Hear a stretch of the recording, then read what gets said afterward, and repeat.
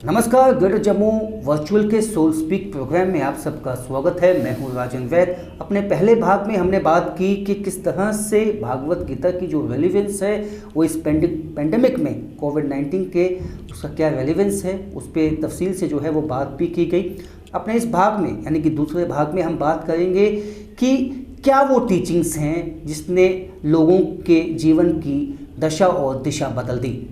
तो आइए जानते हैं प्रोफेसर राजेंद्र मिश्रा से, जो जाने माने एक हम कहेंगे रिलीजियस और धार्मिक संस्थाओं से जो जुड़े हुए हैं और स्पिरिचुअली भी काफ़ी इनमें ज्ञान है, और ये प्रोफेसर हैं एमबी विभाग में जम्मू विश्वविद्यालय में। तो सर, बहुत स्वागत है आपका ग्रेटर जम्मू वर्चुअल में। नमस्कार सर, हमने पहले भाग में इसका रेलिवेंस बताया कि पेंडेमिक में क्या रेलिवेंस है, लेकिन उनकी टीचिंग्स, कुछ ऐसी टीचिंग्स बताइए जो लोगों के जीवन की दशा और दिशा बदलने में कामयाब हुई हैं या कामयाब हो सकती हैं। ग्रेटर जम्मू सोल स्पीक के इस प्लेटफॉर्म में बहुत अच्छे थॉट्स को लोगों तक पहुंचाने का काम कर रहा है। इसके लिए मैं आपकी सारी टीम का अभिवादन करता हूं। शुक्रिया।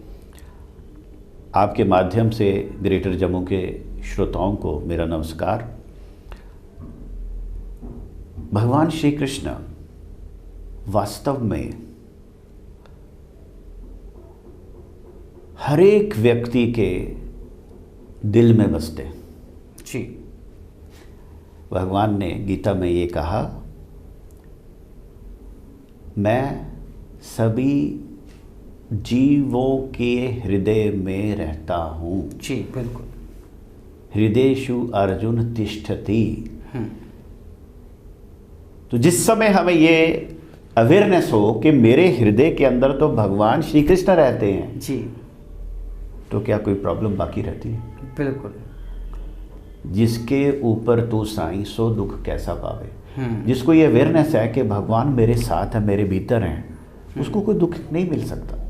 और आज इस कोरोना ने हमको आइसोलेट कर दिया, एकदम एकांत में डाल दिया, क्वारंटाइन में डाल दिया। मेरे एक मित्र लास्ट वीक मुझे मिले और मिलने के बाद 3 दिन के बाद उनको कोरोना हो गया। अच्छा। अब वो कह रहे हैं कि मैं पूरे घर में अकेला क्वारंटाइन में हूँ, कोई उनके साथ नहीं है। डबल स्टोरी में वो अकेले हैं। और अकेले व्यक्ति जो है वो और भी अपने आप को बड़ा कमज़ोर महसूस कर। बिल्कुल बिल्कुल, ये सही। तो जब ये अवेयरनेस होगी कि मैं अकेला नहीं हूँ, मेरे साथ मेरे भगवान मेरे हृदय में बैठे हैं। भगवान ने गीता में कहा, हृदयेषु अर्जुन तिष्ठति। तो इतनी सी बात व्यक्ति को इतना मोटिवेट कर सकती है, इतना साइकोलॉजिकल बूस्ट दे सकती है कि उसकी इम्यूनिटी तो अपने आप ऊपर चली जाएगी। तो आज वो मुझसे कह रहे थे कि इसका क्या दवाई वगैरह, मैंने कहा दवाई कोई है ही, अभी वैक्सीन है, उसकी इफेक्टिवनेस को बाद में पता चलेगी। वैक्सीन लगा के भी डॉक्टर्स भी दोबारा उनको हो रहा है।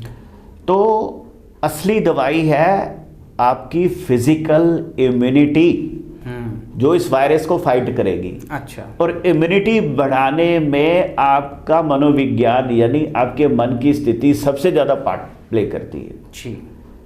आप किसी भी सिचुएशन में रहें, अगर मन निर्बल है तो इम्यूनिटी कहाँ से आएगी? यही बात जब विश्व का सबसे वीर, सबसे शक्तिशाली, सबसे बड़ा धनुर्धर अर्जुन महाभारत के कुरुक्षेत्र के युद्ध में खड़ा और मनोबल छोड़ दिया उसने, उसके हाथ से उसका धनुष छूट के गिर पड़ा। बिल्कुल।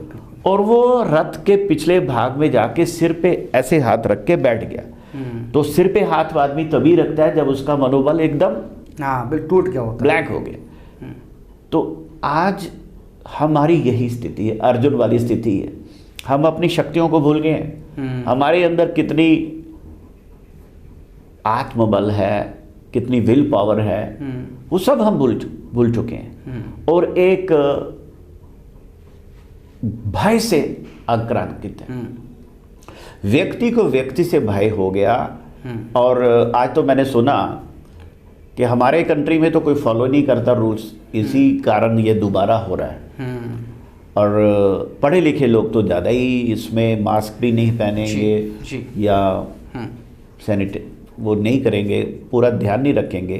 कल हमारी यूनिवर्सिटी के 26 लोगों को एकदम पॉजिटिव डिक्लेयर किया गया और दोपहर बाद यूनिवर्सिटी बंद होगी। उसका कारण क्या है? उसका कारण ये है कि हम डिसिप्लिन को नहीं मानते। अच्छा। और भगवान श्री कृष्ण ने गीता में पूरे उपदेश में डिसिप्लिन की बात की। हाँ। और डिसिप्लिन के आगे कोई कॉम्प्रोमाइज नहीं। कॉम्प्रोमाइज क्या? कि वो तुम्हारे रिश्तेदार हैं, तुम्हारे मामा हैं, तुम्हारे पितामह हैं, तुम्हारे गुरु हैं, तुम्हारे चाचा हैं, तुम्हारे ब्रदर्स हैं, लेकिन उन्होंने धर्म के डिसिप्लिन को नहीं माना, इसलिए वो अधर्म की साइड में है। जब इन कौरवों ने भरी सभा में एकदम निरपराध निष्पाप द्रौपदी को अपमानित करने का प्रयास किया, उस समय ये कहाँ थे? ये सब लोग वहीं बैठे थे, बुजुर्ग लोग सब वहीं बैठे थे। इनकी बुद्धि कहाँ चली गई थी? जब द्रौपदी का चीरहरण हुआ तो कहाँ थे ये सब गुरुजन? तो सबने अधर्म का साथ दिया। हाँ, बिल्कुल। तो ऐसी सिचुएशन में अब ये तुम्हारे रिश्तेदार नहीं है, ये अधर्म के रिश्तेदार। तो धर्म का डिसिप्लिन ये कहता है कि ये तुम्हारे शत्रु हैं और तुम्हारा धर्म युद्ध है, इनको मारो। ये बात समझाने के लिए भगवद गीता के 18 चैप्टर्स हैं। और आज की डेट में हम अपने रिश्तेदार को कोरोना होता है, हम अपने महल्लेदार से छुपाते हैं। हाँ, बिल्कुल। ये नहीं देखते कि दूसरों को कंटेमिनेट कर देगा, वो कर देगा, हम उसकी बात को, और यही किसी को बताना नहीं, टेस्ट नहीं करवाना। ये क्या हो रहा है? हाँ, इसी के कारण तो हो रहा है। आज पूरे विश्व में नंबर 1 पे कोई कंट्री कोरोना पे विजय प्राप्त कर चुका है, वो है इंग्लैंड, जहां इतनी बुरी हालत थी कि प्राइम मिनिस्टर को भी। हाँ, बिल्कुल। इंग्लैंड इसलिए हुआ कि उन्होंने पूरे कंट्री के अंदर इतना स्ट्रांग डिसिप्लिन किया। आज हफ्ते में हर व्यक्ति के 2 टेस्ट हो रहे हैं। एवरीबॉडी हैविंग 2 टेस्ट इन 1 वीक। तो उनको पता चल रहा है किसको है, उसको वो साइड पे करके ट्रीटमेंट दे रहे हैं। और यहाँ हमारे साथ घूम रहे हैं लोग, हमारे साथ ट्रैवल कर रहे हैं। बाई ईयर कहता है जी वो मैंने गोली खाई पैरासीटामोल की, टेम्परेचर कम हुई तो मैं चला गया, फ्लाइट से आ गया। अब बताओ कितने लोगों को फ्लाइट में उसने फैलाया होगा। तो ये डिसिप्लिन को नहीं मानना ही इसको फैलाव का कारण हुआ। तो भगवान श्री कृष्ण तो डिसिप्लिन वाले लोग हैं। अभी देखिए, वो भगवान हैं, स्वयं सिद्ध ज्ञान है, ज्ञान सब उनके अंदर से प्रकाशित हो रहे हैं, लेकिन उनका डिसिप्लिन देखिए। उन्होंने संदीपनी ऋषि को अपना गुरु बनाया और उज्जैन में गुरुकुल में जाके उनसे शिक्षा दी। हम लोगों को शिक्षा देने के लिए कि थ्रू प्रॉपर चैनल होगा। आप चाहे भगवान भी होंगे फिर भी आपको गुरु धारण करना पड़ेगा। आज ये हो गया है कि हम किसी को मानते ही नहीं, यहां तक कि गुरु को भी नहीं मानते, माता पिता को भी नहीं मानते, किसी बड़े अथॉरिटी को हम मानते ही नहीं है। और अल्टीमेटली वो अपने लॉ को नहीं मानना, अपने कंट्री के कानून को नहीं मानना, यहाँ पे कल्मिनेट होके उसका ये रिजल्ट होता है कि इतना बड़ा कंट्री जो दुनिया को इंजेक्शन बांट रहा है, वहाँ सेकंड वेव आ गई। क्योंकि ये जो कंट्री के लोग हैं ये डिसिप्लिन को मानने को तैयार नहीं। तो भगवान श्री कृष्ण के इस गीता की इस टीचिंग को कि हमें धर्म के मार्ग पे चलना है, और आज का धर्म का मार्ग है आपको अपने आप को बचाना है और दूसरों को भी बचाना है। बिल्कुल, आपने सही कहा सर। आपने सही कहा कि डिसिप्लिन सिर्फ इस क्षेत्र में नहीं, जीवन में भी जो है डिसिप्लिन को लाना ज़िंदगी में बहुत ही अहम बन जाता है। लेकिन भगवान श्री कृष्ण ने हमेशा ये भी कहा है कि जो होता है वो मेरी इच्छा से होता है और जो होगा वो मेरी इच्छा से होगा। तो मेरा ये प्रश्न है आपसे कि क्या ऐसी टीचिंग्स हैं इस विषय में जो एक मोटिवेशन दे सकती हैं हमारे युवाओं को, ताकि वो डिसिप्लिन तो लाएं, साथ में भगवद गीता की जो टीचिंग्स हैं उसको भी अपनाएं अपने जीवन में। भगवान ने अर्जुन को ये कहा कि मुझे स्मरण करो, मामनुस्मर और युद्धश्च, और युद्ध कर। ये एसेंस है कि हमें अपने धर्म युद्ध को करना है, लेकिन भगवान को भूलना नहीं है। हर कदम पे भगवान को याद करने का मतलब हमारा कर्म एथिकल हो जाता है, हम अनएथिकली काम नहीं कर सकते। और दूसरी बात जो आपने अभी एक स्टेटमेंट दे दी कि जो कुछ होता है भगवान की इच्छा से होता है, एक्चुअली इस स्टेटमेंट को मिसयूज किया जाता है। मैं गलत काम करता हूं और मैं कहता हूं भगवान की इच्छा से हो रहा है जी, ठीक है ना। फॉर एग्जाम्पल, अभी हमारा ये ग्रेटर जम्मू के सोल स्पीक प्रोग्राम में डिस्कशन चल रहा है और एक व्यक्ति ने अभी यूट्यूब ऑन की और देखा और उसने चैनल शिफ्ट की। क्यों?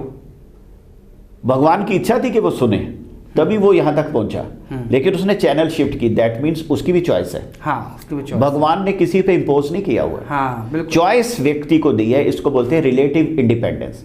चॉइस देने का मतलब है आप अपनी बुद्धि का इस्तेमाल कीजिए। आप मालिक हैं इस प्रोग्राम को सुने या नहीं सुने, आप मालिक हैं अपने जीवन में डिसिप्लिन लाएं या नहीं लाएं, आप मालिक हैं आप अपनी फिजिकल फिटनेस को ध्यान दें या ना दें। फॉर एग्जाम्पल, ये तो मैं इस समय आपसे, आज 10 अप्रैल है, बिल्कुल। हम आज बात कर रहे हैं 10 अप्रैल को हम बैठे हैं, आज शनिवार को जी। और हमारी स्टेट ने भी तो 10 अप्रैल तक सारे स्कूल वगैरह बंद किए।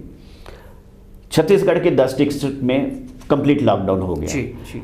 बड़े सारी जगह में कंप्लीट लॉकडाउन चल रहा है। हाँ, महाराष्ट्र में आज वीकेंड का लॉकडाउन चल रहा है। मुझे बड़ी जल्दी लग रहा है कि लॉकडाउन लगने वाला है, मे बी इलेक्शन के रिजल्ट के बाद लग जाएगा। हाँ, तो लॉकडाउन वो 1 महीना भी रह सकता है और पिछले साल की तरह भी लग सकता है। मेरा ये प्रश्न है, क्या हम मेंटली उस लॉकडाउन के लिए तैयार हैं? उसके लिए भी भगवान श्री कृष्ण की गीता से हमें शिक्षा लेनी चाहिए जी। भगवान ये कहते हैं, कैसा भी समय हो, अमीरी हो गरीबी हो, सुख हो दुख हो, गर्मी हो सर्दी हो, हानि हो लाभ हो, कष्ट हो सुख हो, कुछ भी हो, हमें भगवान को याद रखना है। उसका मतलब है कि भगवान को याद करने से हमारे अंदर बैलेंस आता है। बिल्कुल। क्योंकि ये समय बराबर एक जैसा कभी नहीं रहता।